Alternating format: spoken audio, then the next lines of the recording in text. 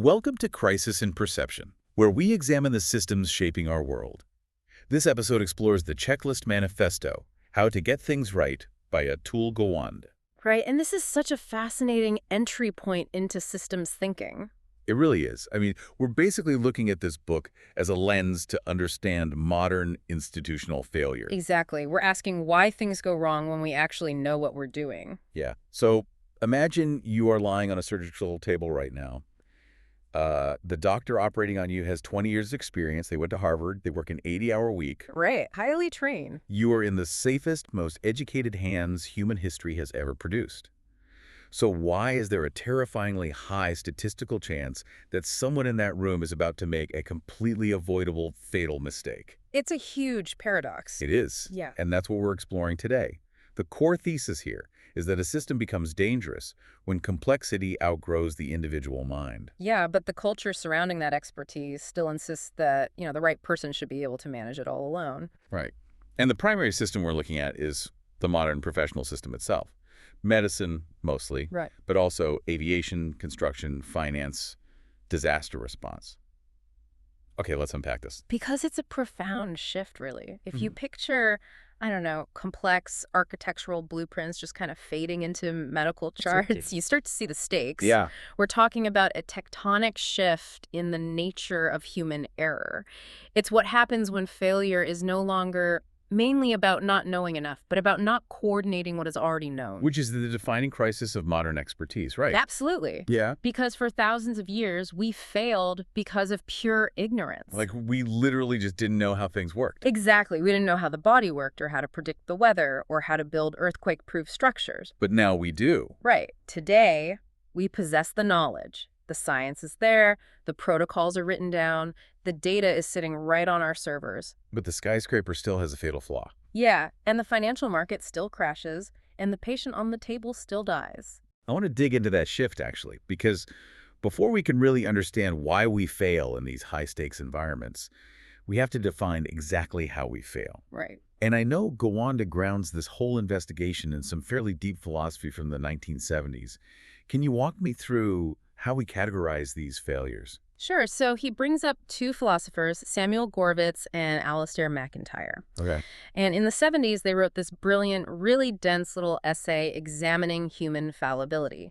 They basically wanted to categorize why humans fail at the things we set out to do. Ambitious goal. Yeah.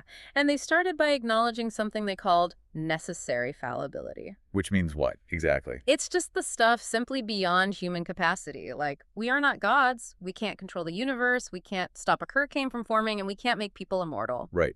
There are just limits to our physical and mental powers, no matter how good our tech gets. Exactly. Failing against those limits is just part of the human condition. Sure, that makes sense.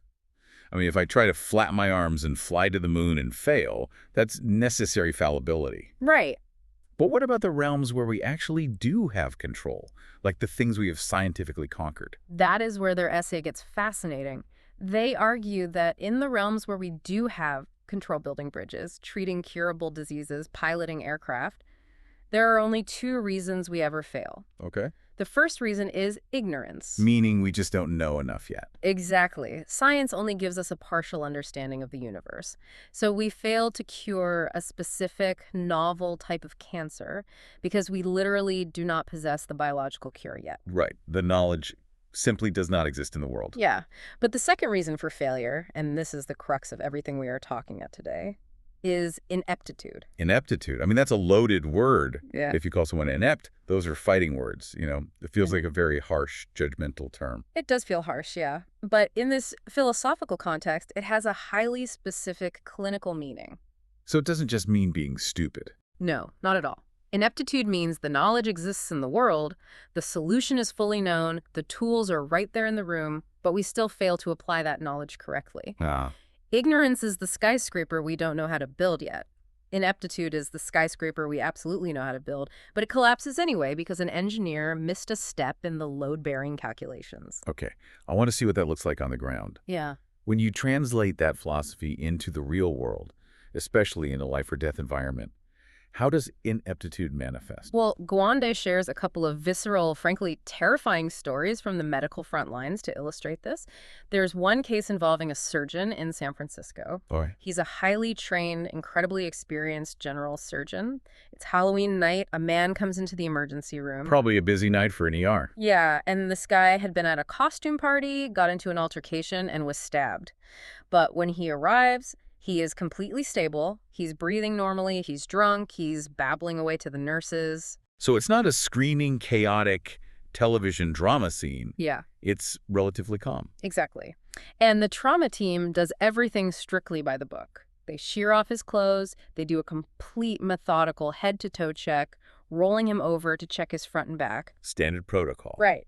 And they find a single 2-inch red slit in his belly.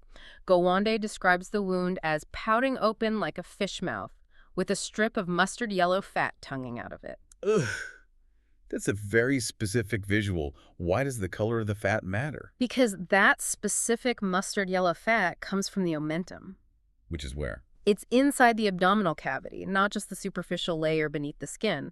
So that visual cue tells the surgical team immediately that the wound has penetrated deep enough to breach the abdomen. So they know exactly what they're dealing with. Yes. They need to take him to the operating room, open him up, check the bowel for nicks, and sew up the gap. It's serious, but the surgeon literally thinks to himself, this is no big deal. He assumes they have plenty of time. Right. But I'm guessing they didn't have time. They absolutely did not.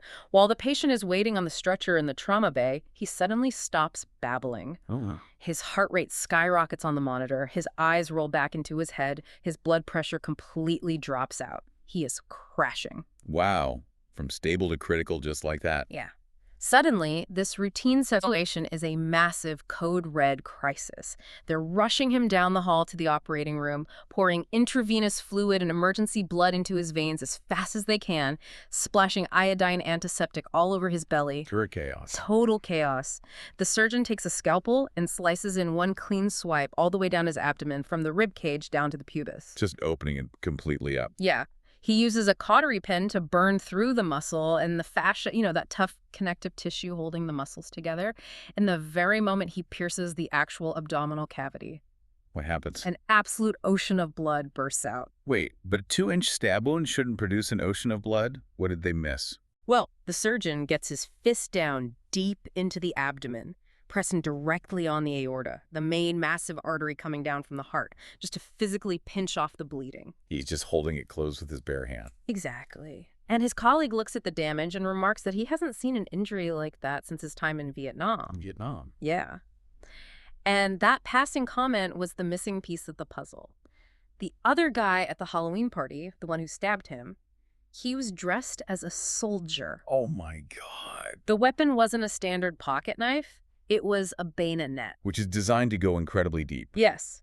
It hadn't just pierced the abdomen. It had gone more than a foot deep, bypassing the intestines, sliding right along the spine, and cleanly puncturing the aorta. Did the guy survive? He did, but only barely. It was a traumatic near-death ordeal. And when you analyze it, the trauma team missed the reality of the situation. Right, because they did everything else perfectly. Yeah, they did the head-to-toe exam, they tracked the vitals, they placed the catheter, they prepped the blood bank, they executed dozens of incredibly complex medical steps flawlessly. But they forgot to ask one simple foundational question. What was the weapon? Exactly. That is a chilling example of ineptitude, not ignorance. Like, the knowledge of how to treat a bayonet wound exists. Right. The knowledge that the identity of the weapon completely dictates the depth of the surgical approach exists. But in the momentum of the moment, that specific piece of knowledge wasn't applied. Precisely. Let me give you another example just to highlight how this happens even without the chaos of an emergency room. Okay. So, a healthy man in his 40s has a mouse-sized tumor near the top of his stomach. It's caught early, but he needs a total gastrectomy, the complete removal of his stomach. That sounds intense. It is a major 4-hour surgery, but it's highly controlled. Halfway through the operation, everything is going perfectly. The cancer is completely out. The team is getting ready to reconstruct his digestive tract. Everything is going to plan. Right. And then, without any warning, the cardiac monitor flatlines. A systole. Just a total cessation of the heart. A total cessation of electrical and mechanical heart function. Just out of nowhere. Yeah. In a healthy guy. I mean, if you're standing in that room, what goes through your mind? The immediate reaction of the anesthesiologist is to assume a monitor lead fell off the patient's chest. Because logically, it seems impossible. Mm. A healthy man's heart doesn't just spontaneously stop in the middle of a perfectly controlled surgery. Exactly. But when they check the patient and realize he actually has no pulse, the anesthesiologist starts screaming that there must be massive bleeding somewhere. But wait, the surgeon has the patient's abdomen completely open right in front of them. If there was massive bleeding, he would be looking at it. Exactly. The surgeon states clearly there is zero bleeding. So you have sudden catastrophic crisis where the standard go-to assumptions like a monitor malfunction or massive blood loss are completely ruled out. And the patient is dying on the table. The patient is dying. The surgeon, trying to think laterally, asks the anesthesiologist if he had just given the patient anything through the IV. The anesthesiologist looks down at his intravenous lines and realizes what he has done. He had just flushed the patient's IV with a dose of potassium. Potassium, isn't that just a standard electrolyte? It is, and patients often need it during long surgeries. But it's supposed to be administered as a highly diluted, slow drip over hours. And what did he do? The anesthesiologist, managing dozens of different medications and lines, grabbed the wrong syringe and gave a concentrated bolus, a single, massive, rapid dose injected straight into the bloodstream. Wow. A concentrated bolus of potassium causes instant cardiac arrest. It is literally what is used in lethal injections. That is horrifying. It's one of the known, documented causes of a flatline. But in the panic of the moment, surrounded by alarms and a dying patient, they almost missed it because the environment was so incredibly complex. What's terrifying is that in both of these cases, you were looking at incredibly highly trained professionals. These people spend years, sometimes decades, working 60 to 80-hour weeks to perfect their craft. Absolutely. We have pushed medical training to its absolute limits over the last century. We've gone from doctors being generalists to specialization and now to super specialization. And yet, the failures persist. What's fascinating here is that super specialization was our entire societal answer to this problem. Right, like just get narrower and deeper. Yeah, we thought if human bodies are getting too complex to understand, we just need to train people more deeply. We make them experts in narrower and narrower fields, like we have pediatric cardiac anesthesiologists now. Super niche. Right. The theory was that if you narrow the focus, they won't make mistakes. But the truth is, even the super specialists are completely drowning in the sheer volume and complexity of the knowledge they are required to manage minute by minute. Okay, I want to push back on this idea of ineptitude because it really does feel like we're blaming the individuals here. How do you mean? Well, think about it like this. Imagine you are cooking a massive Thanksgiving dinner for 20 people. Okay. You have a massive turkey in the oven that needs basting. You have 3 different sides bubbling on the stove. You are trying to time the gravy so it doesn't break. The guests are arriving early and asking for drinks. The dog is barking at the doorbell. So that's stressful. It is. And in all that chaos, you forget to put the cranberry sauce on the table. Now, no one would call you inept for that. You know what cranberry sauce is. You know where it goes. Right. It's simply that there is way too much happening at once for one human brain with its limited working memory to track. Isn't this really just a focus problem, an issue of bandwidth, rather than professional ineptitude? That is a highly relatable analogy, and it gets right to the structural heart of the issue. When you forget the cranberry sauce, the consequence is mildly annoyed relatives, but we have to scale that analogy up to modern professional environments. When a Thanksgiving dinner has 178 moving parts, and the consequence of forgetting the cranberry sauce is that a human being dies, relying on individual focus and bandwidth will always mathematically fail. Wait, where does the number 178 come from? That is the daily reality of modern medicine. In a modern intensive care unit, researchers quantified exactly how many actions are required.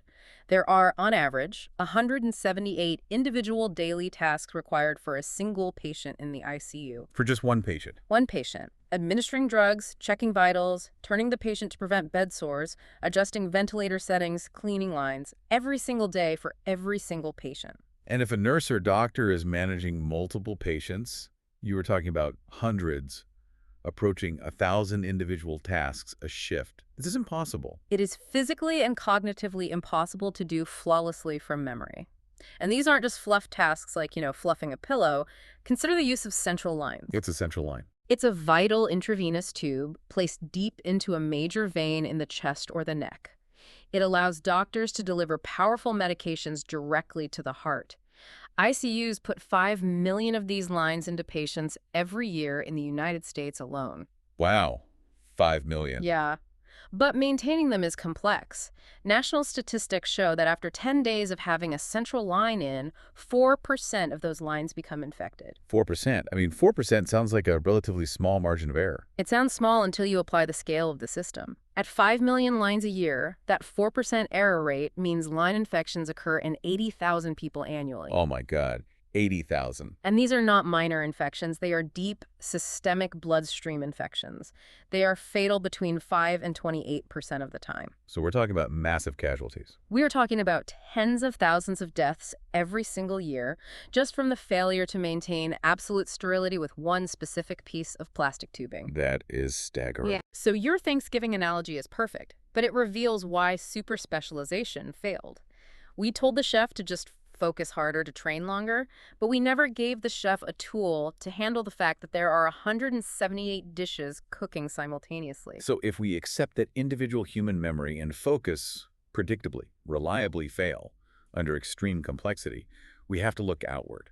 We have to look at how different industries have structurally adapted to this reality. Right. Because not every industry is suffering from this specific type of failure rate. And Gawande points out a really stark contrast here. Medicine versus construction. It's a fascinating comparison. He argues that medicine still fundamentally operates on an outdated ideal, something we can call the master builder ideal.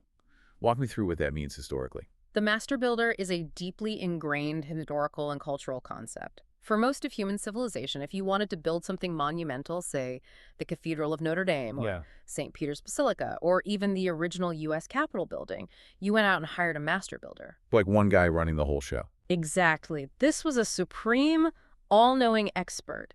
This one individual designed the structure, engineered the load-bearing walls, understood the masonry, planned the scaffolding, and personally oversaw every single aspect of construction, from digging the foundation to placing the final roof tile. They just held all the knowledge in their head. The entire blueprint of the project inside their own head. And it feels like medicine still treats doctors exactly like this.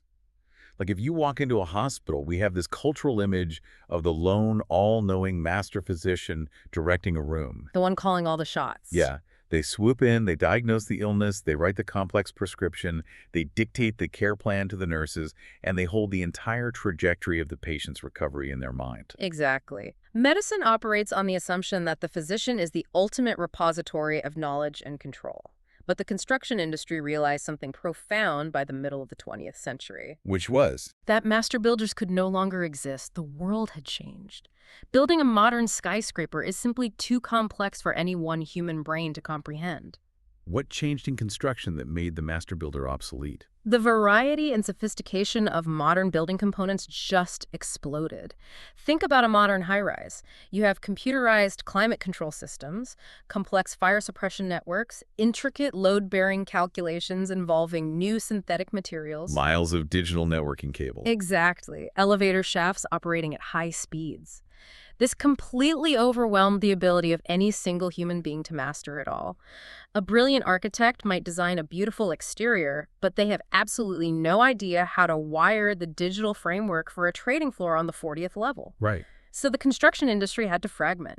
Design split from construction, architects split from structural engineers, builders split into dozens of hyper-specialized trades, HVAC, electrical, plumbing, glazing. But wait, that sounds exactly like the specialization we just talked about in medicine. I mean, we have cardiologists, neurologists, respiratory therapists. Medicine fragmented too.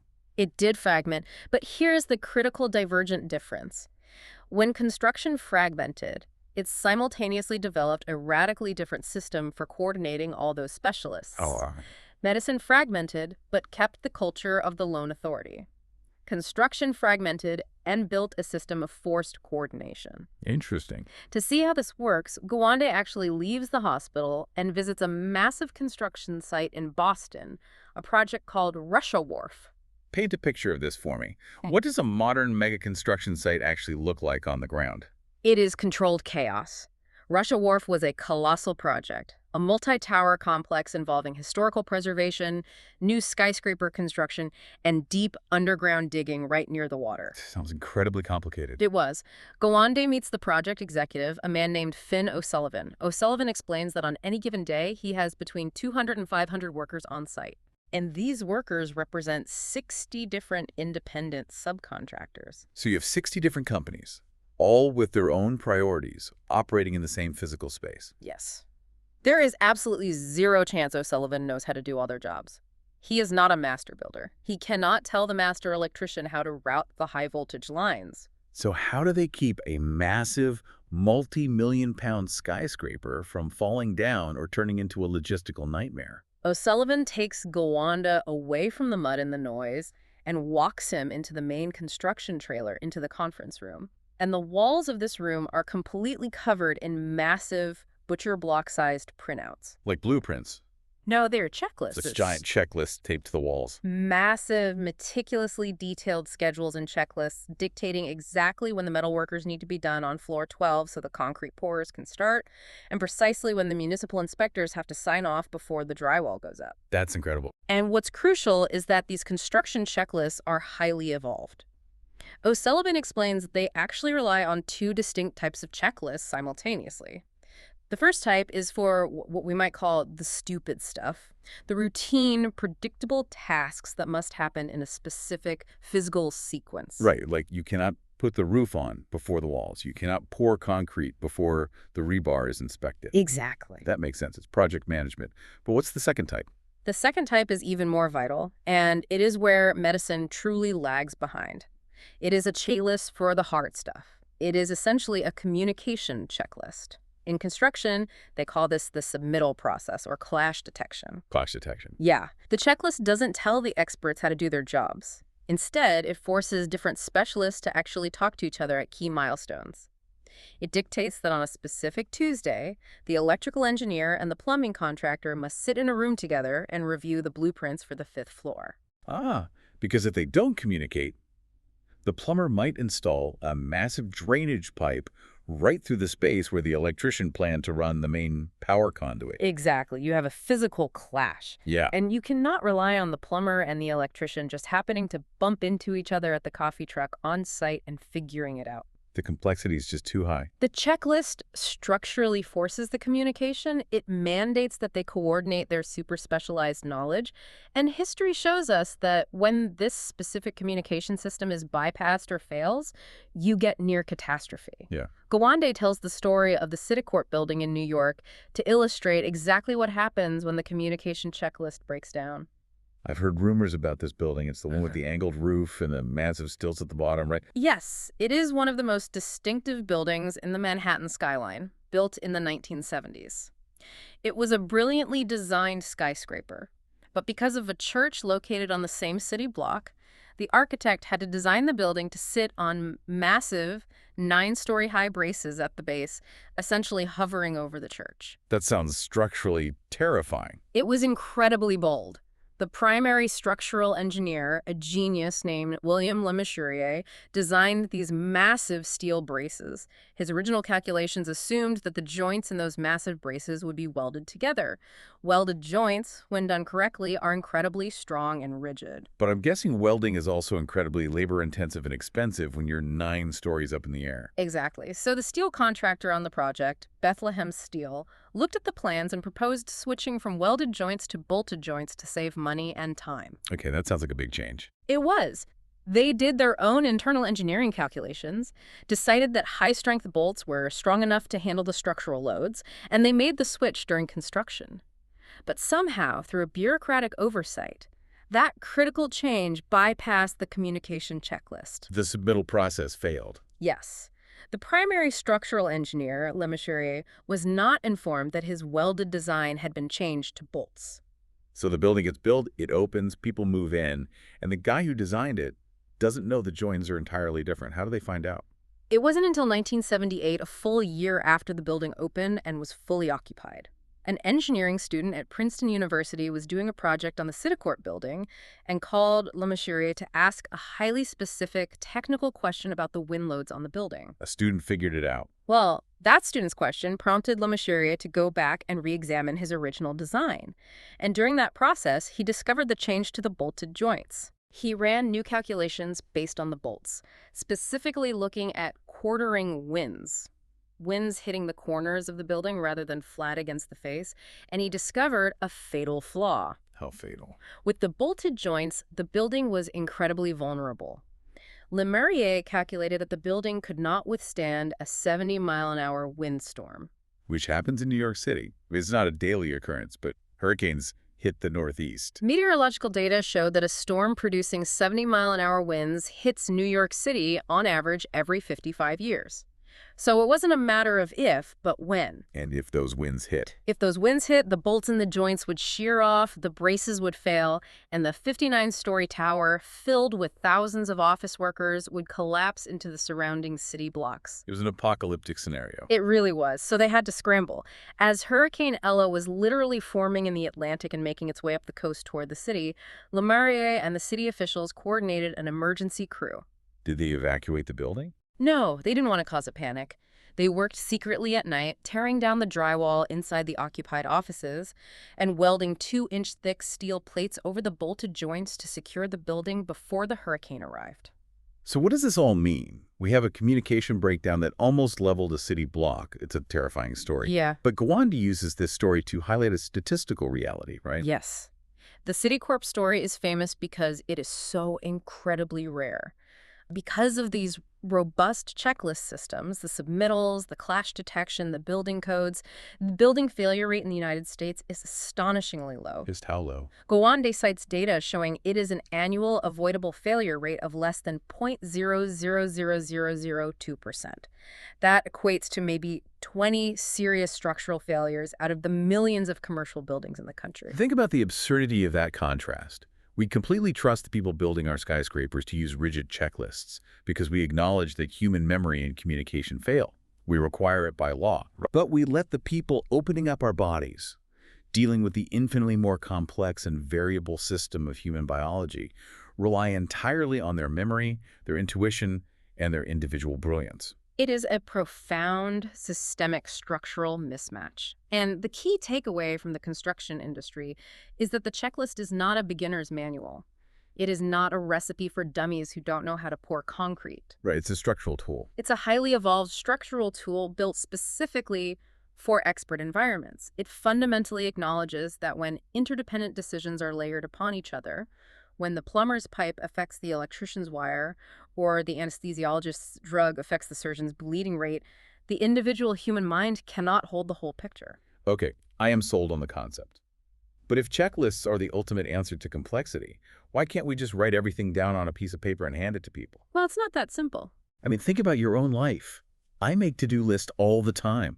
I put them on my phone or write them on sticky notes, and I still forget things, or I ignore the list entirely. Gawande realizes that a poorly designed checklist is actually worse than nothing. It becomes a distraction, a bureaucratic nightmare that experts will actively ignore. Exactly. So we have to look at how these tools are actually engineered. We have to look at the mechanics. And to do that, he goes to the absolute masters of checklist engineering, the aviation industry. To truly understand the engineering of a checklist, you have to go back in time. You have to go back to 1935 to a very famous pivotal airplane crash. What happened? The United States military was holding a flight competition in Dayton, Ohio, looking for their next generation of long-range bombers. The Boeing Corporation had entered their new prototype, the Model 299. Was it a good plane? It was an absolute marvel of engineering for its time. It featured 4 engines, a massive wingspan, and it could carry 5 times as many bombs as the Army requested. It was far larger and more complex than anything else flying. Everyone assumed the competition was a mere formality. Boeing was going to win the contract easily. And they had their best guy flying it. They did. The pilot at the controls was Major P.P. Hill. He was the U.S. Army Air Corps' chief of flight testing.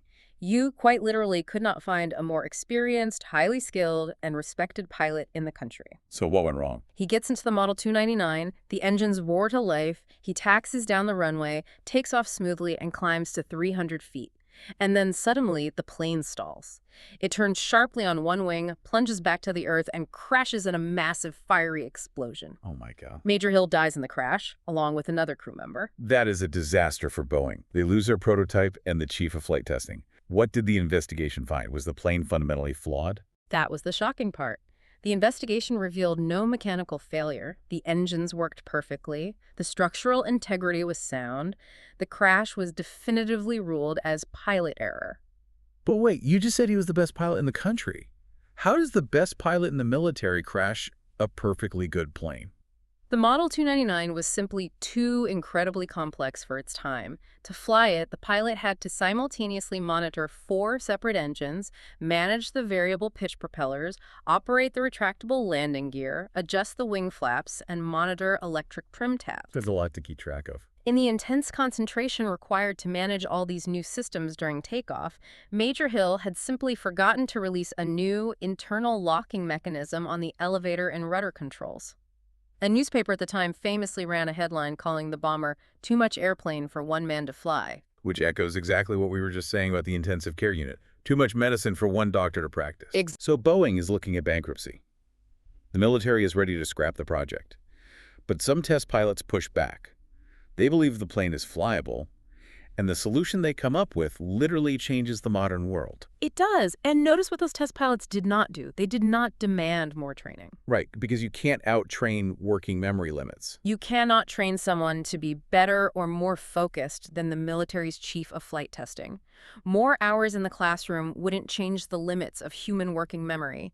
Instead, they created the world's first formal pilot's checklist. What did it look like? It was incredibly simple, just an index card with step-by-step checks for takeoff, flight, landing, and taxiing.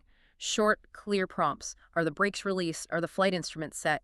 Are the elevator controls unlocked? It's just the dumb stuff, the basic, obvious steps that any trained pilot already knows. Exactly. But that simple index card changed the trajectory of the war in aviation history. With that checklist in hand, pilots went on to fly the Model 299, which the military eventually purchased and dubbed the B-17 Flying Fortress bomber, a total of 1.8 million miles without a single accident. Wow. The checklist took a behemoth that was deemed unflyable and made it reliable, which ultimately gave the U.S. and its allies a massive decisive air advantage in World War II. It's an incredible story, but it begs the question of how to build a list that actually works under fire. To understand that, Gawande goes to a modern expert, a man named Daniel Borman at Boeing. Yeah, Borman is fascinating. He's described as a checklist literalist. He spends his entire life figuring out how to construct these tools so that pilots actually use them when engines are on fire and alarms are screaming. And he explains that there are very strict, almost psychological mechanics to a good checklist. First, he says, you have to decide between 2 distinct types: the do confirm and the redo. This is a crucial distinction that most people miss when they try to implement checklists in their own lives or businesses. A redo checklist is exactly what it sounds like. It is like a culinary recipe. You read step 1, you do step 1. Right. You read step 2, you execute step 2. This type of checklist is highly useful for entirely new procedures, for training beginners, or for very specific, rigid configurations where the steps must be identical every single time. Like assembling a piece of IKEA furniture. You read the manual, you do the step. Precisely.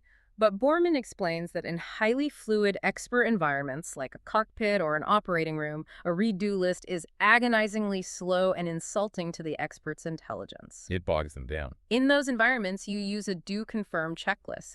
Team members perform their jobs fluidly, from memory and experience. They do what they are trained to do. But then, at a designated moment, they stop. They pause entirely, they pull out the checklist, and they verbally confirm that every critical step they just performed from memory was actually completed. And Borman outlines absolute non-negotiable rules for designing these do confirm lists. Yeah.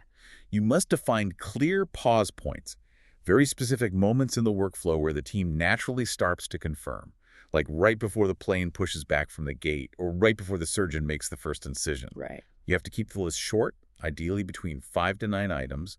Why that specific number? Because cognitive science tells us that 5 to 9 items is the absolute limit of human working memory under pressure. If a checklist is 50 items long, a pilot's eyes will glaze over, they will start skipping lines, and they will ultimately just throw the list away. Makes sense. You don't list every single obvious thing. You focus relentlessly on the killer items. These are the steps that are most dangerous to skip, yet are still, statistically, somehow overlooked by experts. And Borman even stresses the visual formatting. Like, it matters immensely. You have to use simple wording, familiar professional language, and absolutely zero visual clutter.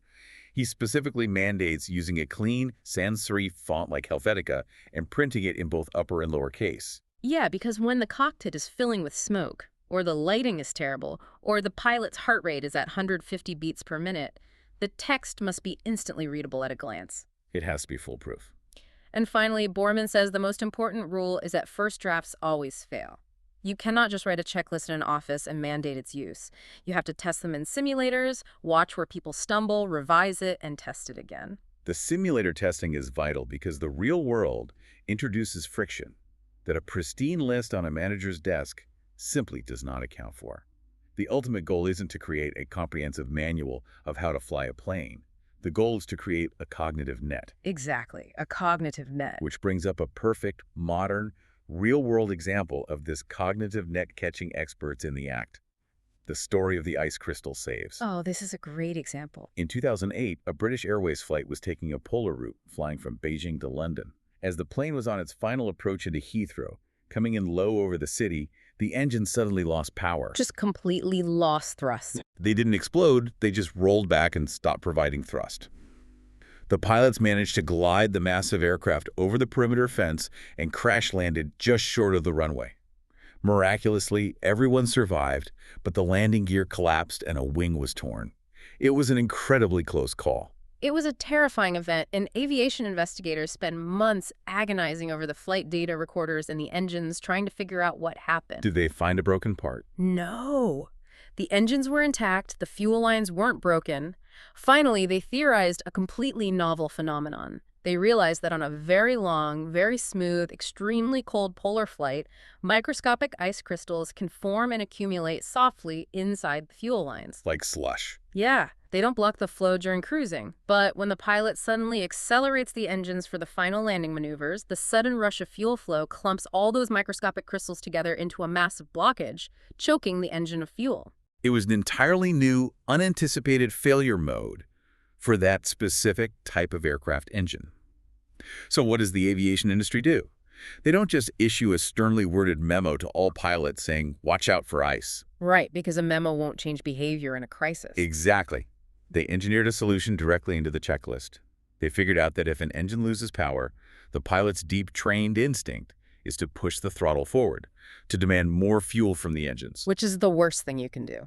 Because if the problem is an ice clump, pushing more fuel just packs the ice tighter and makes the clog worse.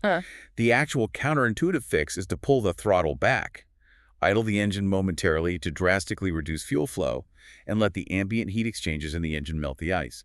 Once it melts, you throttle back up. That's totally counterintuitive. They pushed this highly specific new procedure out to pilots worldwide as an updated, mandatory checklist item for dual-engine failure. And here's where the net works. Months later, a Delta flight is flying over the jagged mountains of Montana. Same aircraft type, same long, cold flight conditions. And suddenly, they experience the exact same uncommanded engine rollback. Both engines start losing power. Now, let me put myself in the pilot's seat for a second and play devil's advocate. Okay. If I am flying a massive commercial jet filled with people over a mountain range and my engines start dying, my adrenaline is going to spike. I do not want to pull out a piece of paper and read Helvetica to font. I want to troubleshoot. I want to grab the controls, use my gut, rely on my thousands of hours of training, and save the plane. Right. But if we connect this to the bigger picture of human psychology under stress, your gut instinct in that cockpit would have been to slam the throttle forward to get power back. Your gut instinct would have packed the ice solid, permanently killed the engines, and crashed that plane into the side of a mountain, killing everyone on board. This is where we have to understand the neurological nature of what psychologists call all-or-none processes and forcing functions. Right. Because in a complex, terrifying crisis, the human brain gets overwhelmed by cortisol and adrenaline. It gets extreme tunnel vision. It reverts to its most ingrained habits. My habit is engines dying equals push throttle. Exactly. The checklist acts as a forcing function to interrupt that faulty instinct. The checklist does not replace the pilot's expertise. It actually protects it. It's a guardrail. By taking the cognitive burden of remembering the exact sequence of troubleshooting steps, pull throttle back, wait for heat exchangers, monitor core temp, the checklist frees up the expert's cognitive load. It handles the specific mechanical sequence so the pilot's brain is free to actually fly the plane, to maintain airspeed, to look out the window for a flat place to ditch, to communicate with air traffic control. It catches the routine or counterintuitive omissions under extreme pressure. And the result was spectacular. The Delta pilots over Montana didn't panic and rely on their gut. They pulled out the checklist. They ran the DO-confirmed protocol. They pulled the throttles back to idle against every instinct in their body. That worked. The ice melted, the engines recovered their thrust, and they flew on to safely land the plane, saving 247 people. And the wildest part of the story, the passengers in the back didn't even notice anything had happened. It was handled that smoothly. It is the ultimate validation of the cognitive net.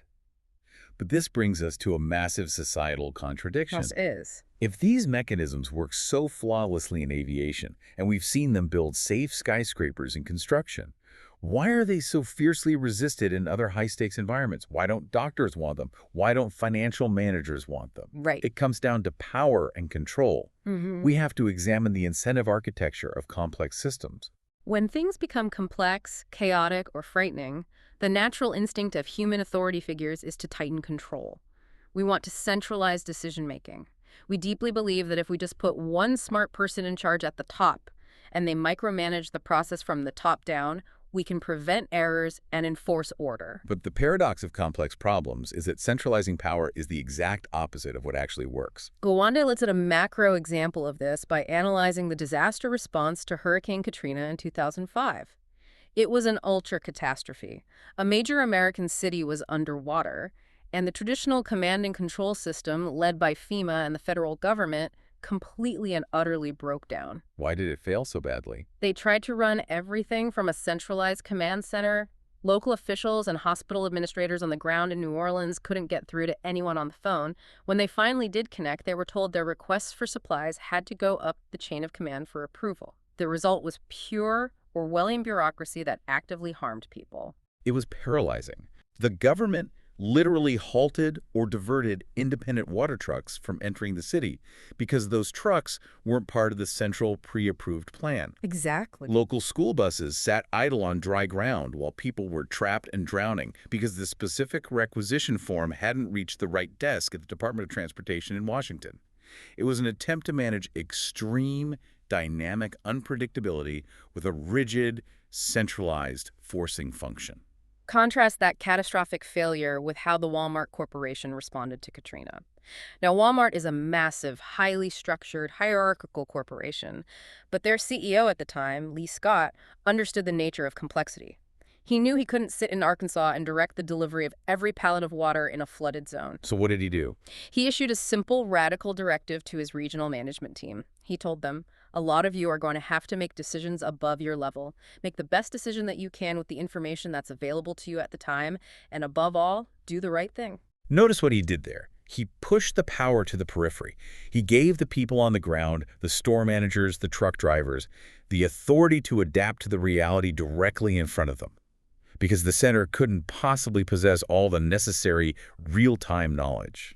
And Walmart's response became legendary. They had trucks of water, diapers, and generators into the disaster zones days before FEMA or the military arrived.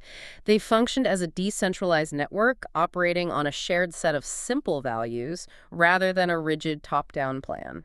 And this maps directly onto how professional teams need to operate in the surgical suite. Gawande explains that surgery faces 4 major killers: infection, bleeding, unsafe anesthesia, and the unexpected. Right. Now, a simple checklist can easily handle the first 3. You can put forcing functions in place to ensure antibiotics are administered exactly 60 minutes before incision and that the blood bank has matching blood on reserve. But that 4th killer, the unexpected, the sudden cardiac arrest, the bayonet wound that turns out to be a foot deep, requires immense adaptability. It requires the surgical team to function exactly like those Walmart managers on the ground. Yes, they have to communicate laterally. But the deeply entrenched culture of the operating room aggressively fights this. Gawande talks about a phenomenon called silent disengagement. What is that? Well, When we imagine medical errors, we usually picture an arrogant, screaming surgeon throwing a scalpel and demanding obedience. But the real insidious danger in a modern operating room is a highly specialized technician or a junior nurse standing quietly in the corner, noticing that the patient's blood pressure is trending down and thinking to themselves, "That's not my problem. I'm just here to manage the bypass machine. The surgeon must know what they are doing." They stick strictly to their narrow domain and stay silent. If the anesthesiologist thinks only about the airway, and the scrub nurse thinks only about handing over the instruments, and the surgeon thinks only about the tumor, and no one is synthesizing the whole picture, the unexpected anomaly will kill the patient. The team has to be integrated. They have to feel empowered to speak up. Here's where it gets really interesting. How do you force a team of highly specialized, fiercely independent egos, people who have spent their lives striving for individual autonomy, to actually communicate as equals in a hierarchy? That's the million-dollar question. Gawande found a perfect, incredibly surprising example of this mechanism in rock and roll, specifically the band Van Halen in the 1980s. Oh, I love this story. David Lee Roth, the lead singer of Van Halen, had this notoriously insane contract rider when they toured. Buried in the contract was a demand that a bowl of M&Ms be provided in the backstage dressing room, but with every single brown candy painstakingly removed.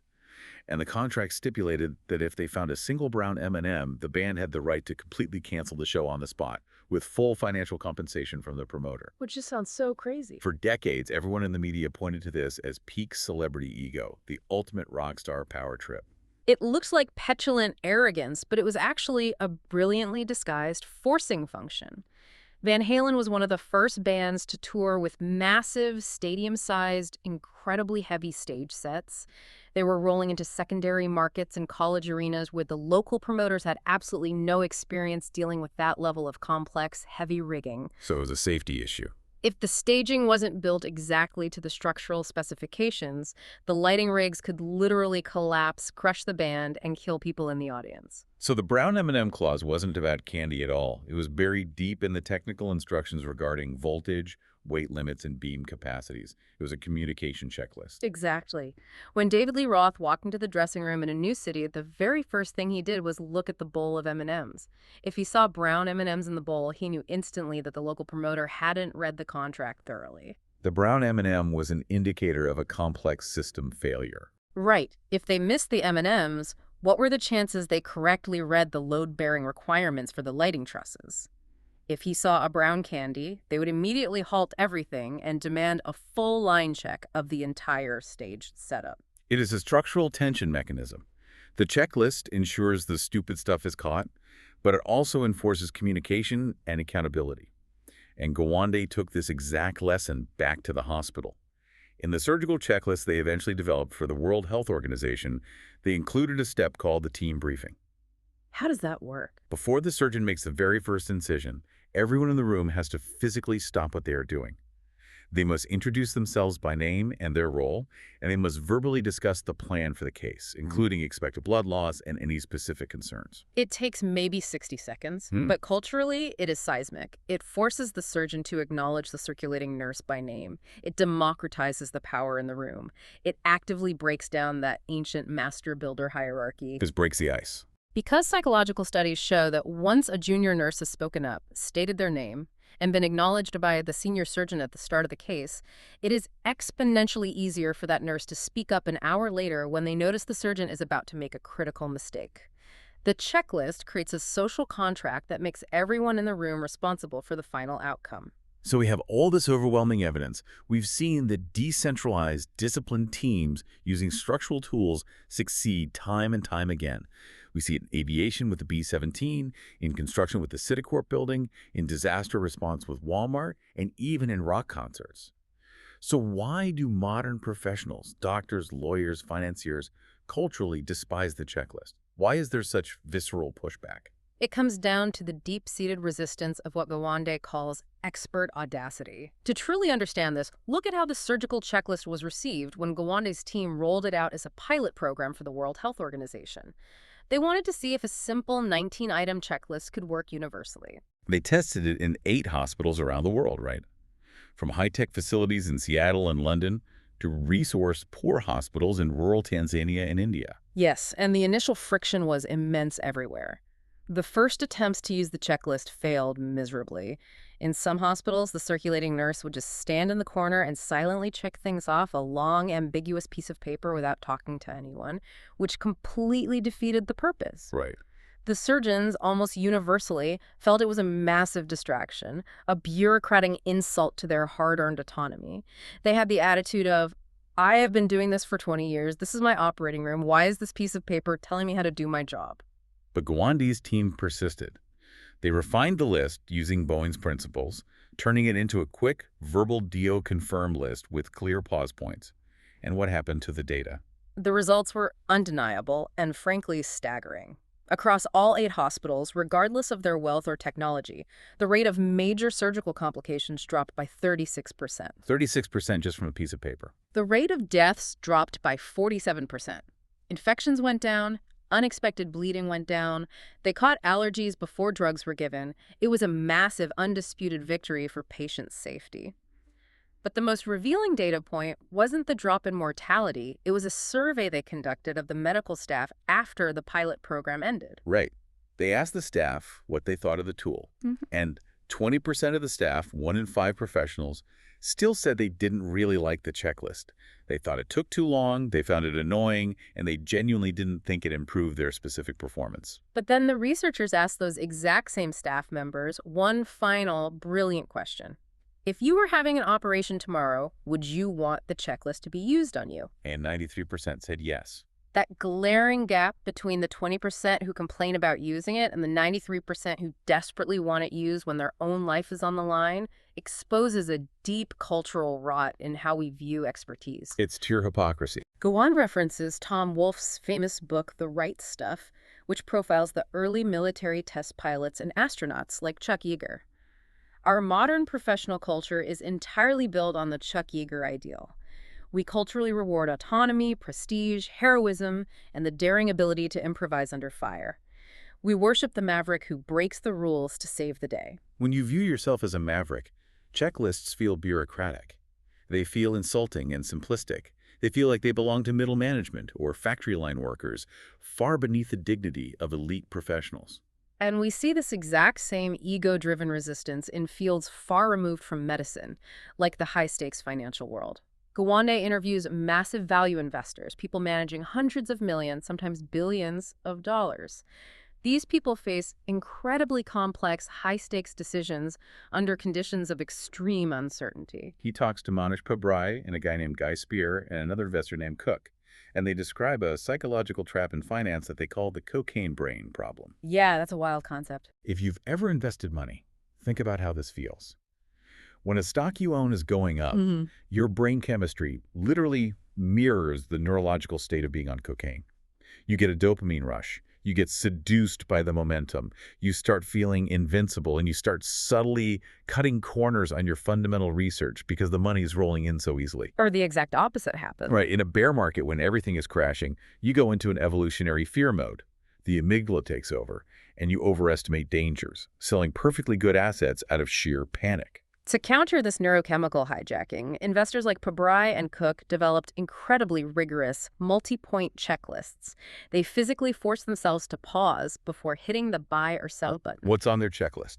They run down a list to verify they've actually read the boring footnotes in the financial statements, checked the specific management risks, matched the cash flow statements, and looked for hidden debts.